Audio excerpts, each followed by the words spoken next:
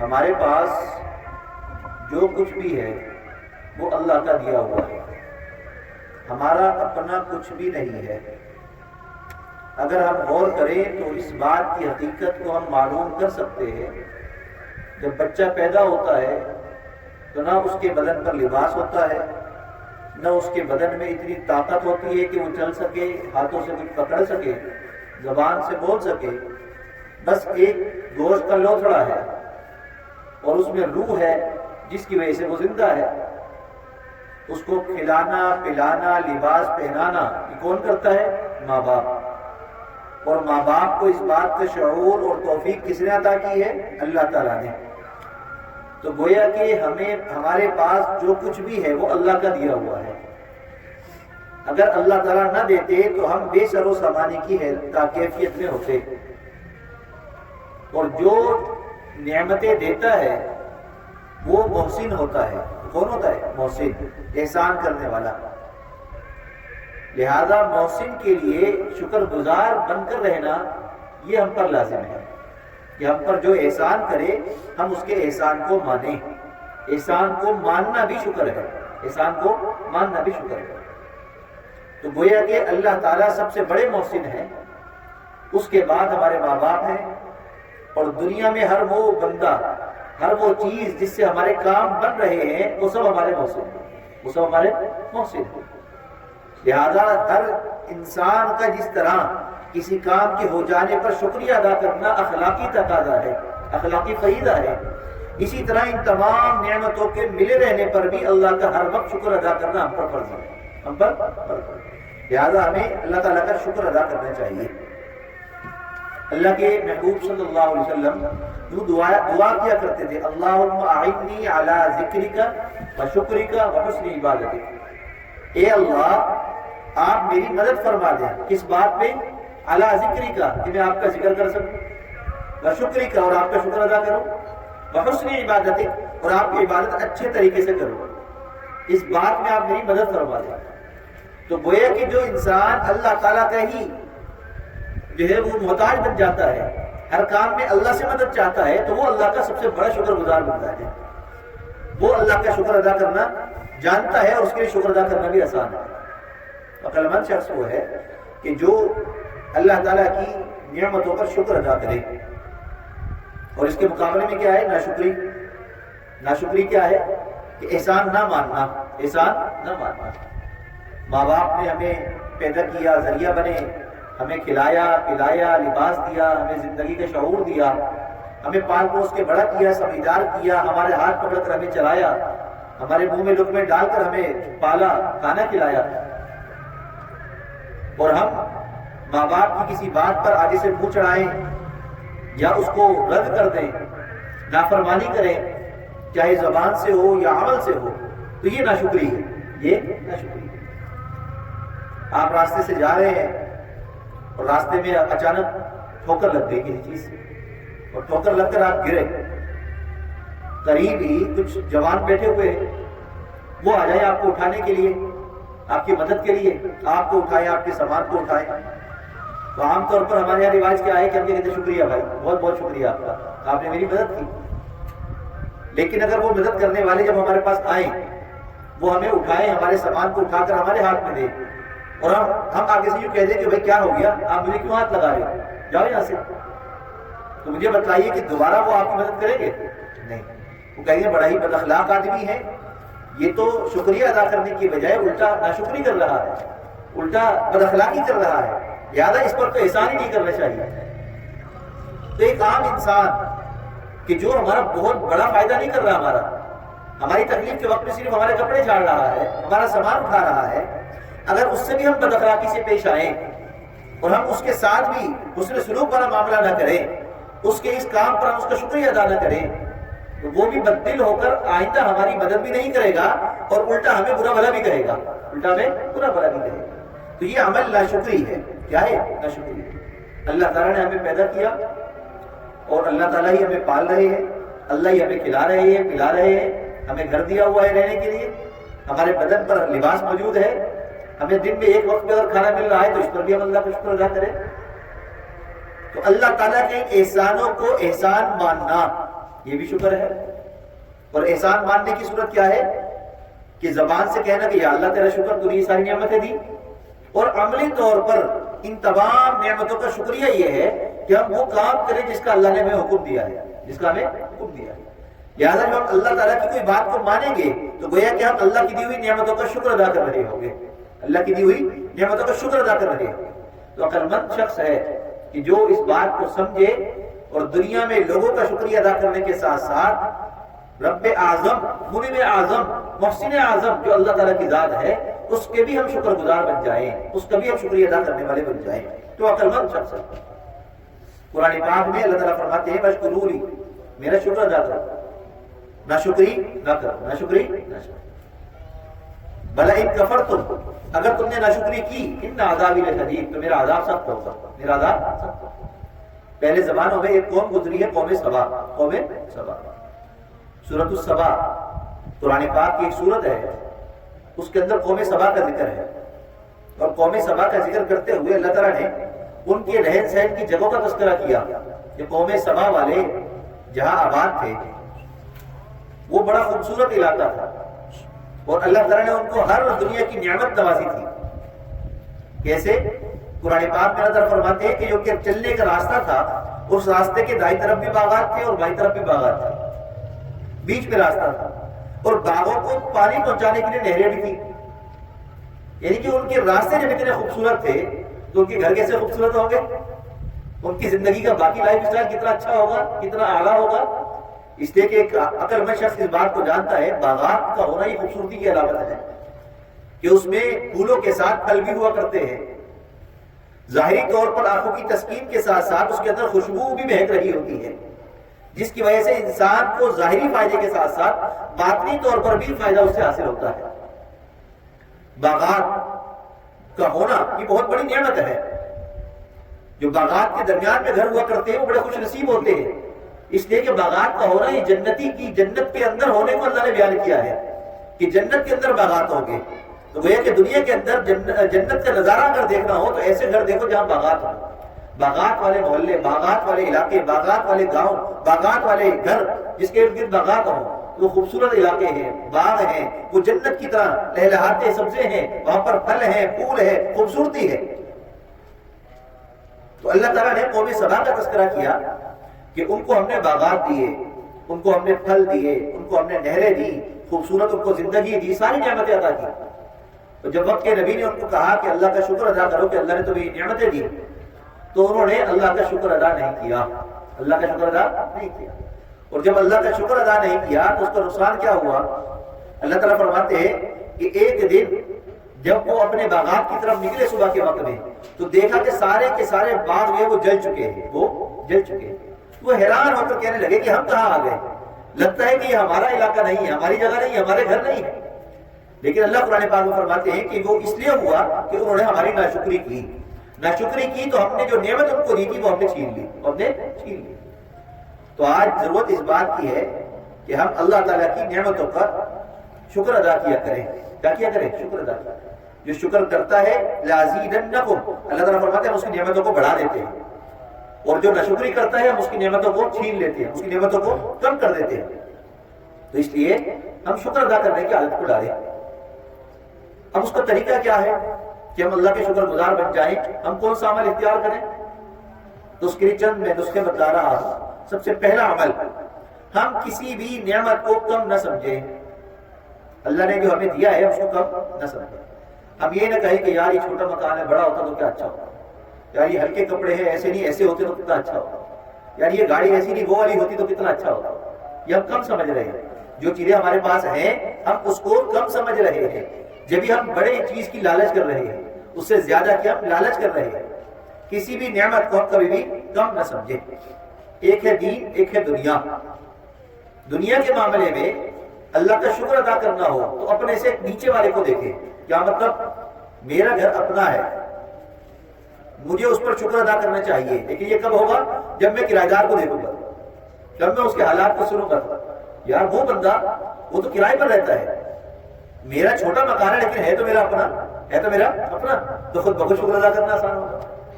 دنیا کے معاملے میں اپنے سے کم تر کو دیکھو، تو دنیا کی ہر چیز نعمت محسوس ہوگی اور شکر ادا کرنا آسان ہو جائے گا۔ اور دین کے معاملے میں اپنے سے اوپر والے کو دیکھو۔ کیا مطلب؟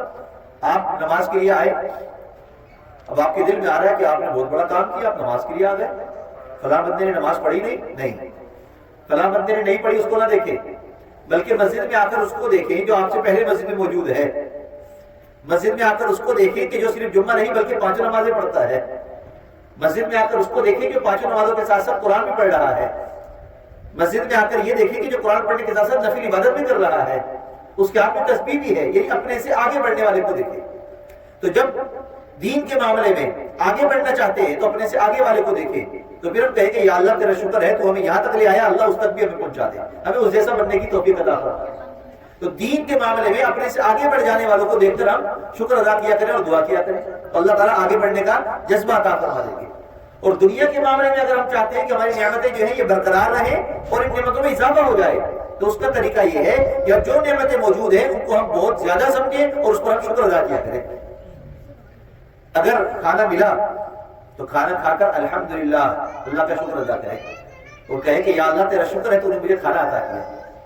کھانا کھاتے ہوئے اگر تھوڑی سی روٹی کچی ہو یا جلی ہوئی ہو یا سالن مطلب کا نہ ہو یا سالن کا ذائقہ اچھا محسوس نہ ہو رہا ہو تو اس کو نہ دیکھیں، بلکہ یہ سوچیں کہ آج جب اللہ تعالیٰ نے اپنے بندوں کے لیے کھانے کی نعمت کو لکھا تو مجھے بھی یاد رکھا، مجھے بھی اللہ نے کھانا عطا کر دیا، اگرچہ جیسا بھی ہے لیکن کھانا تو ہے۔ کتنے ہی ایسے لوگ ہوں گے جنہوں نے اس وقت کھانا ہی کھایا ہی نہیں ہوگا، جن کو کھانا ملا ہی نہیں ہوگا، بھیک مانگ رہے ہوں گے یا اپنے گھروں کے اندر محتاج بن کر بیٹھے ہوں گے، کھانا کوئی ان کو دے دے، یا اللہ تیرا شکر ہے تو نے مجھے کھانا عطا کر دیا۔ تو جب ہم کسی چیز کو استعمال کریں تو ہم اللہ کا شکر ادا کریں۔ ایک شخص نماز کے لیے گھر میں وضو کر کے تیار ہوا مسجد میں نکلنے کے لیے، چپل پہنی باہر آیا تو اس دم چپل کو دیکھا ٹوٹ گئی، اب پاؤں جو ہے وہ باہر آ گیا۔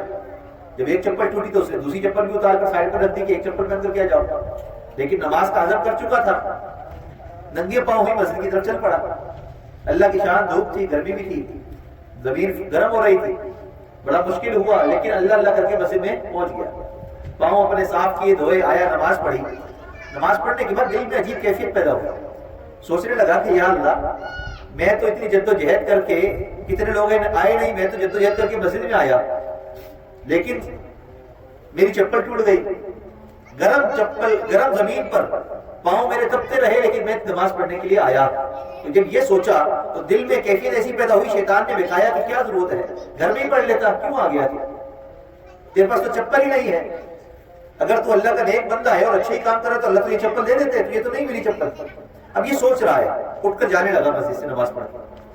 جیسے ہی گیٹ پر پہنچا تو سامنے سے کیا دیکھتا ہے کہ ایک بندہ جس کی ٹانگ ہی نہیں ہے وہ بیساکھی کے سہارے مسجد میں آ رہا ہے نماز پڑھنے کے لیے۔ جیسے اس پر نظر پڑی فوراً رونے لگا، کہنے لگا یا اللہ تیرا شکر ہے، میرے پاس تو صرف چپل نہیں ہے، اس کے پاس تو ٹانگ ہی نہیں ہے، وہ پھر بھی تیری نماز پڑھنے آ رہا ہے، تیرے گھر میں آ رہا ہے۔ تو جب ہمیں دنیا کی کسی چیز کی کمی محسوس ہو، کبھی ہمیں بھوک کی شدت محسوس ہو، لباس ہمارا خراب ہمیں لگنے لگے، ہماری بائک، ہماری سائیکل، ہمارا گھر ہمیں اچھا نہ لگے، ہم اس سے زیادہ کی چاہت ہمارے اندر آنے لگے، فوراً اپنے ارد گرد وہ لوگ جن کے پاس یہ نعمتیں بھی نہیں ہیں ان کو دیکھیں تو ہم فوراً اللہ کا شکر گزار بن جائیں گے، شکر ادا کرنے لگ جائیں گے۔ تو عقل مند شخص وہ ہے کہ جو اللہ تعالیٰ کی دی ہوئی نعمتوں کو خوب سمجھے اور اس پر اللہ کی شکر ادا کیا کرے۔ دوسری بات، میزبان کی دی ہوئی پیش کی ہوئی چیز کو کمتر نہ سمجھیں۔ آپ کسی دوست کے پاس چلے گئے، کسی رشتہ دار کے یہاں چلے گئے، کسی پڑوسی کے یہاں چلے گئے ملنے کے لیے، اب وہاں پر گئے تو اس نے اپنی حیثیت کے مطابق آپ کو پیش کر دیا، کھانا پینا جو بھی تھا اس کے پاس۔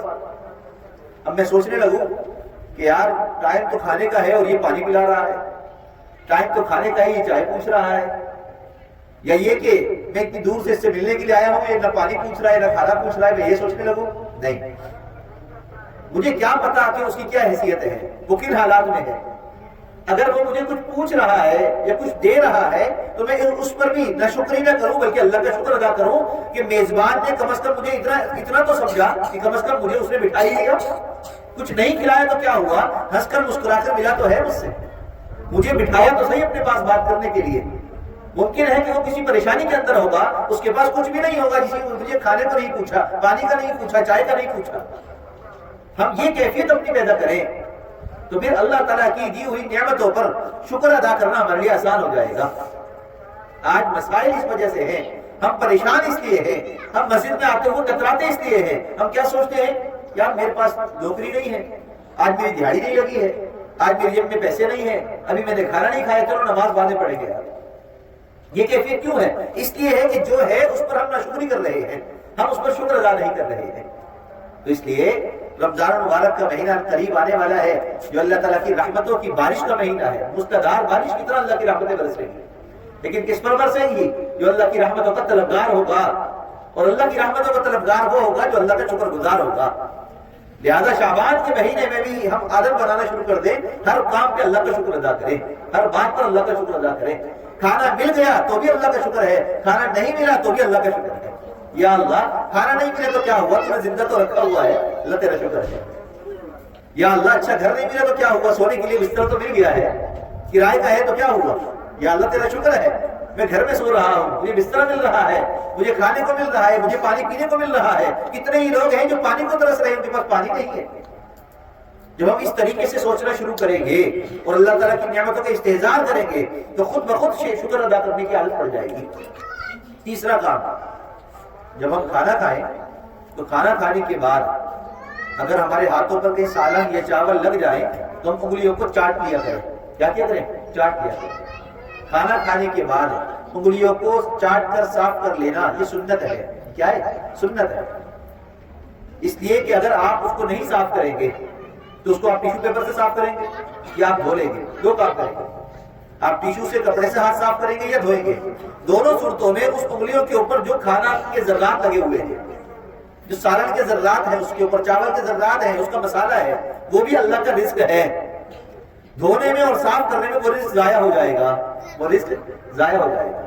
اور جو انسان رزق کو ضائع کرتا ہے وہ اللہ کے ہاں ناشکرے لوگوں میں شامل ہو جاتا ہے۔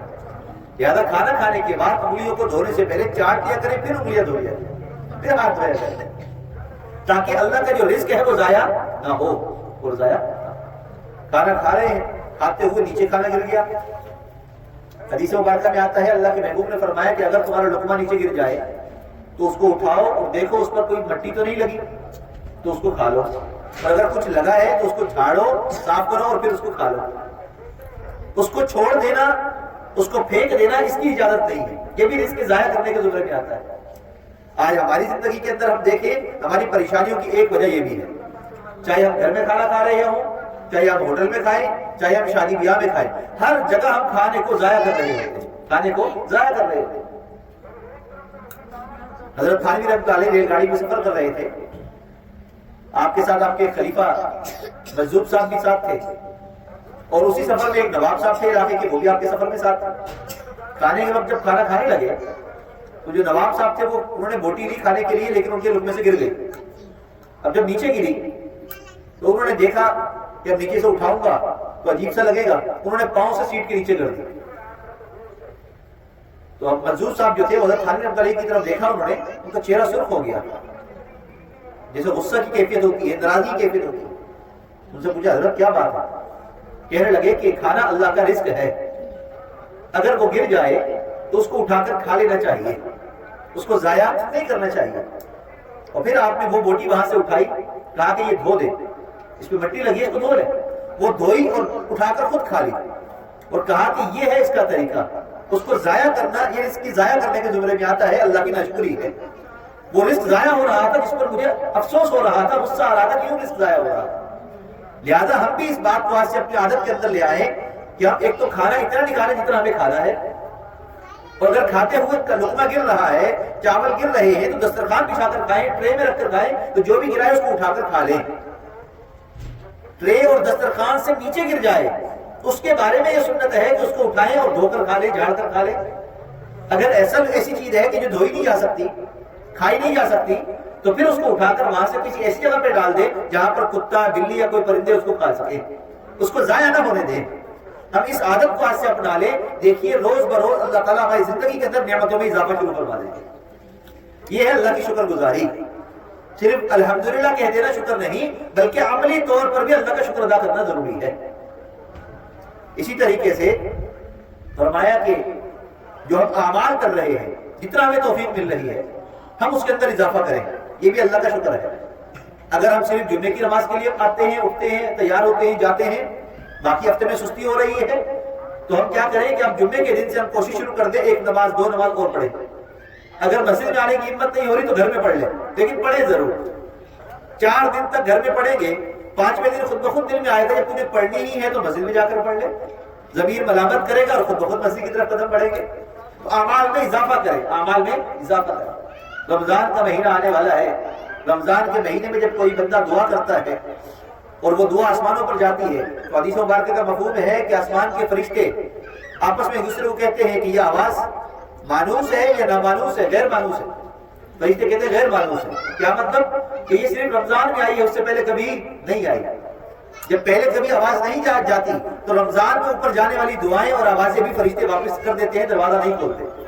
اب وہ دعائیں، وہ آہیں، وہ چیزیں، وہ عبادتیں آسمان کی طرف جاتی ہیں کہ جو پورا سال ہو رہی ہوتی ہے، پورا سال بندہ کر رہا ہوتا ہے، تو پھر فرشتے کہتے ہیں کہ ہاں یہ مانوس آواز ہے، یہ تو روز مرہ کی آواز ہے، اس کے لیے دروازہ کھول دیا جائے، اور وہ عرش کی طرف چلی جاتی ہے اور پھر وہاں سے قبول ہو کر نیچے آتی ہے۔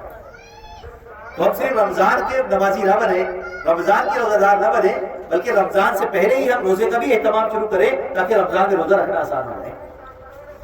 15 شعبان المعظم تو روزہ رکھنا نفل روزہ ہے، آپ صلی اللہ علیہ وسلم روزہ رکھتے تھے، ہم اس دن روزہ رکھنے کا اہتمام کریں۔ شعبان کے پہلے 15 دن روزہ ایک دن چھوڑ کر ایک دن رکھ لیں، یا جتنا رکھ سکے ہم رکھ لیں، آخری 15 دن روزے نہ رکھیں تاکہ رمضان کے روزے مشکل نہ ہوں۔ بعض دفعہ ایسا ہوتا ہے کہ ہم نفلی روزے رکھ رہے ہوتے ہیں لیکن رمضان کے جب فرض روزے آتے ہیں تو روزہ رکھ کے تھک چکے ہوتے ہیں، پھر رمضان کا روزہ رکھنا مشکل ہو جاتا ہے۔ تو اس لیے فرمایا کچھ دن پہلے سے روزہ رکھنا بند کر دیں، پھر رمضان کے روزوں کا اہتمام کریں۔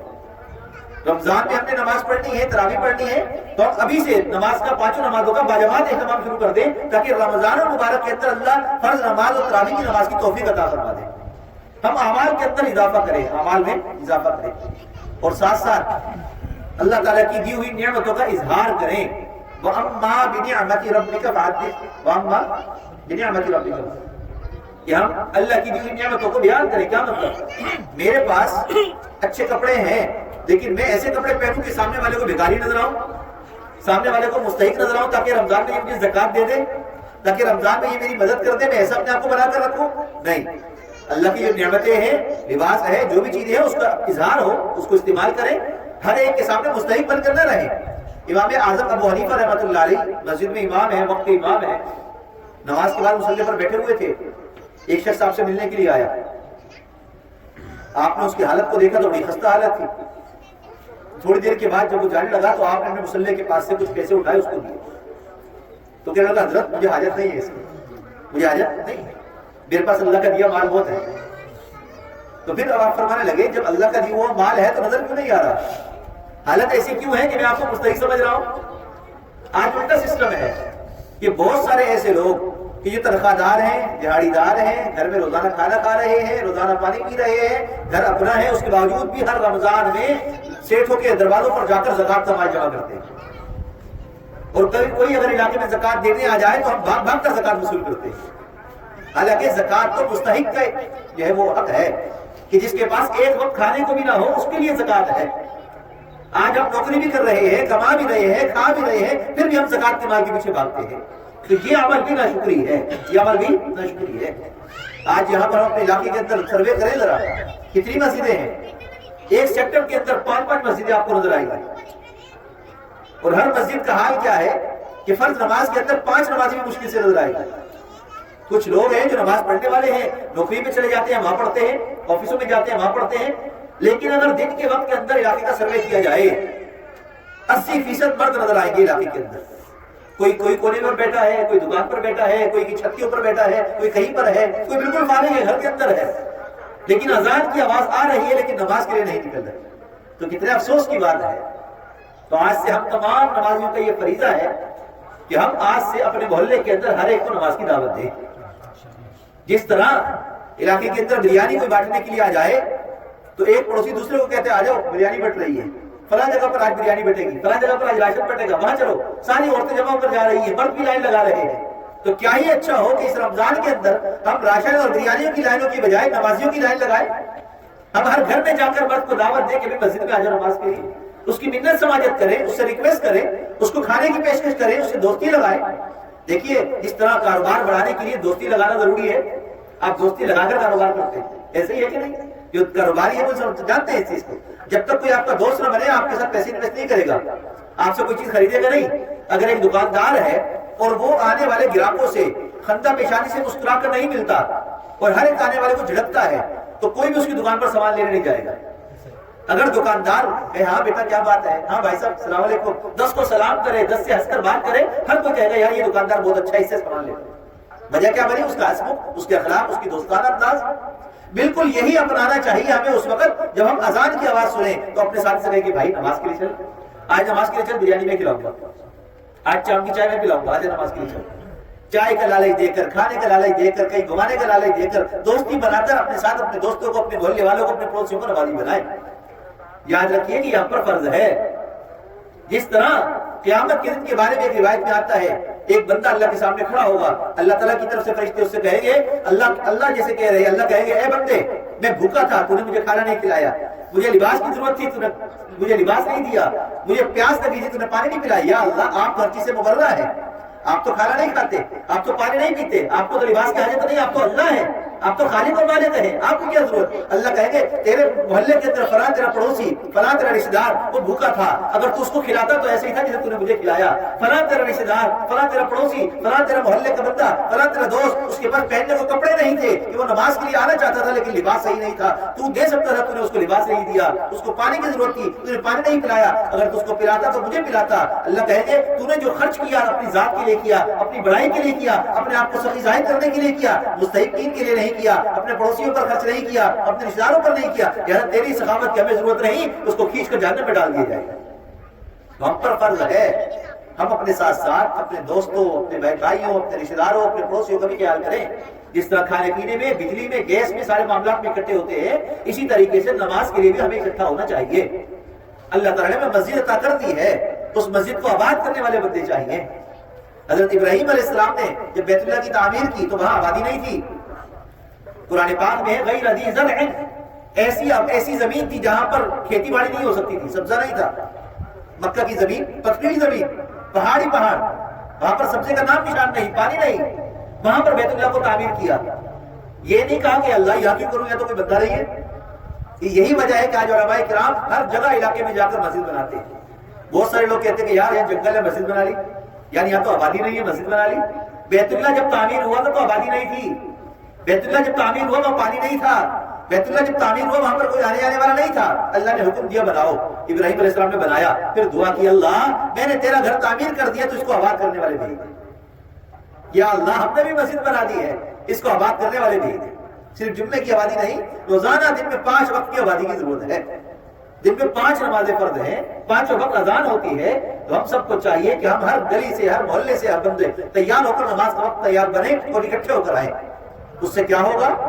آپ جتنا زیادہ بندے اکٹھے ہو کر محلے سے نکل کر مسجد کی طرف آئیں گے تو ہر گزرنے والے کو دعوت ملے گی کہ وہ نماز کے لیے جا رہے ہیں، میں بھی چلے جاؤں گا۔ آج کیا ہوتا ہے، مسجد کی طرف اذان کے بعد جاتا ہو کوئی نظر نہیں آتا، تو جو جانا چاہے تو وہ بھی کہتے ہیں کہ یار کوئی گئے نہیں تو میں کیا کروں گا، جاتا اکیلا میں جا کر کیا کروں گا۔ نہیں، اکیلے جائیں، پھر 2 ساتھی ہو جائیں، پھر 4 ہو جائیں، مل کر ٹائم مقرر کر کر آپ مسجد میں آئیں، پھر دیکھیں آپ کا چلنا بھی دعوت ہوگا، آپ کا نماز کے لیے آنا بھی دعوت ہوگا۔